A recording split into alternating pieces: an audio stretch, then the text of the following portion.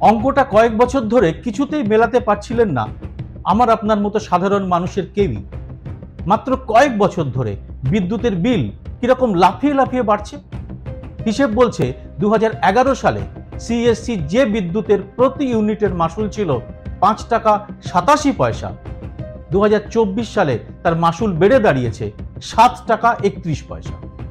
আর এই দাম বৃদ্ধি নিয়ে রাজ্য সরকার কোনো কথাই বলছে না, বরং বলা যায় জনগণের এই গাঁট কাটার কাজ দেখে চুপচাপ থাকছে আমাদের সরকার। তাহলে এই দাম বৃদ্ধির পেছনে কি সত্যিই কোনো যুক্তিসঙ্গত কারণ রয়েছে? একটি হিসাব বলছে বিদ্যুৎ তৈরির মূল উপাদান কয়লার দাম কমেছে প্রায় 40%, আর জিএসটি কমেছে 7%। আগে যে জিএসটি দিতে হতো 12%, এখন তা দিতে হচ্ছে 5%। আবার বিদ্যুৎ উৎপাদনের টেকনিক্যাল অ্যান্ড কমার্শিয়াল লস বা টিসি লসও কমে গিয়ে দাঁড়িয়েছে 2%। তাহলে কেন এমন লাগাম ছাড়া দাম বাড়িয়ে চলেছে কলকাতা এবং শহরতলিতে বিদ্যুৎ সরবরাহ করা সিএসসি? আর তার ফলে বিপাকে পড়েছেন লক্ষ লক্ষ মানুষ। সুপ্রিম কোর্ট এসবিআই এর কান মুচড়ে নির্বাচনী বন্ড সংক্রান্ত তথ্য প্রকাশ করতে বাধ্য করার পরেই চোখে পড়ল এক আজব তথ্য। আর তাই রাজ্যের শাসক তৃণমূলের পাওয়া নির্বাচনী বন্ডের হিসেবেই প্রকাশিত হয়েছে। তাতে যেমন রয়েছে ডিয়ার লটারি থেকে তৃণমূল দলের পাওয়া 542 কোটি টাকার হিসেব, তেমনই রয়েছে সিএসসির মালিক আরপিজি সঞ্জীব গোষ্ঠীর দেওয়া বিপুল অর্থের কথাও। আর এই বিষয়টি নিয়ে আমাদের রাজ্যে কোনো বাণিজ্যিক মিডিয়া একটি শব্দও খরচ করেনি, তা অবশ্য করবেও না। কিন্তু আমাদের এই তথ্য তো জানতে হবে। আজকের এই ছোট ভিডিও প্রতিবেদনে সেই তথ্য থাকছে, আর সেই সঙ্গে থাকছে কেজরিওয়ালের গ্রেপ্তারের পেছনে থাকা সেই প্রবল মোদি ভক্ত মানুষটির কথাও। এই ভিডিওটি ভালো লাগলে এটি লাইক ও শেয়ার করে ছড়িয়ে দেবেন আরো মানুষের কাছে।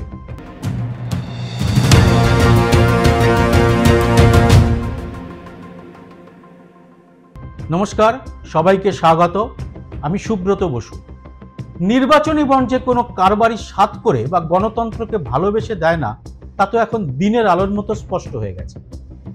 আমার নিম্নমানের ওষুধ সংক্রান্ত ভিডিও দুটির প্রথম পর্বে যে অরবিন্দ ফার্মা ও তার মালিক পি শরৎচন্দ্র রেড্ডির কথা বলেছিলাম, তার আরও বিস্তারিত তথ্য সামনে আসার পরে আইনজীবী প্রশান্ত ভূষণ কেন একে এক ধরনের ঘুষ দেওয়া বলেছিলেন, তাও সবার চোখের সামনে চলে এসেছে, এবং একেবারে প্রকটভাবে।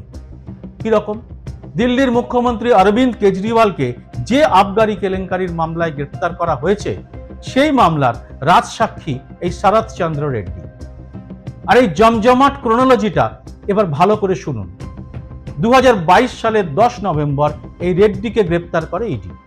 এর মাত্র 5 দিন পরে 15ই নভেম্বর রেড্ডির কোম্পানি অরবিন্দ ফার্মা 5 কোটি টাকার নির্বাচনী বন্ড কিনে বিজেপিকে দেয়।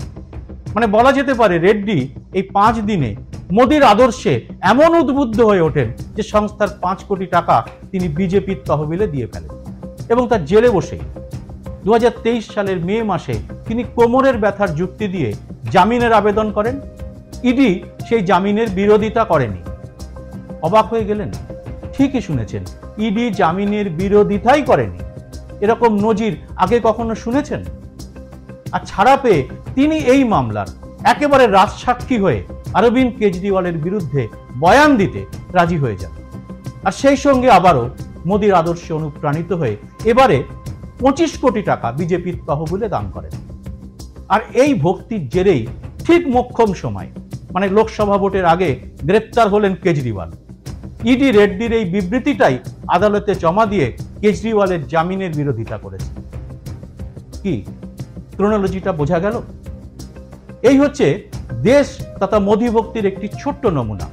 আমাদের অজস্র শহীদ বিপ্লবী এরকম দেশভক্তির কথা ভাবতে পারতেন?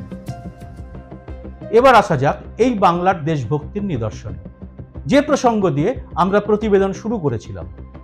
এই বাংলা তৃণমূল দলটিকে স্রেফ ভালোবেসে বা আদর্শ মনে করে বা অনুপ্রাণিত হয়ে বিনিময় কিচ্ছুটি না নিয়ে ডিয়ার লটারির মালিক ফিউচার গেমিং এর কর্ণধার সান্টিয়াগো মার্টিন 542 কোটি টাকা দিয়েছেন নির্বাচনী বন্ডে। এবং তৃণমূলের মুখপাত্র কুণাল ঘোষের কথায় কেউ নাকি ড্রপ বক্সে এসে এই বন্ড ফেলে দিয়ে চলে গেছে। এনাকে কি বলবেন, বাংলা ভক্ত?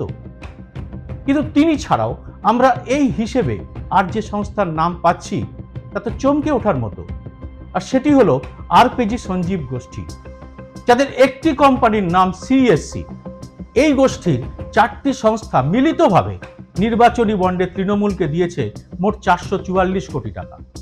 এর মধ্যে রয়েছে হলদিয়া এনার্জির 281 কোটি টাকা, ধারিওয়াল ইনফ্রাস্ট্রাকচারের 90 কোটি, পিসিবিএল লিমিটেডের 40 কোটি টাকা, আর ক্রেসেন্ট পাওয়ার লিমিটেডের 33 কোটি।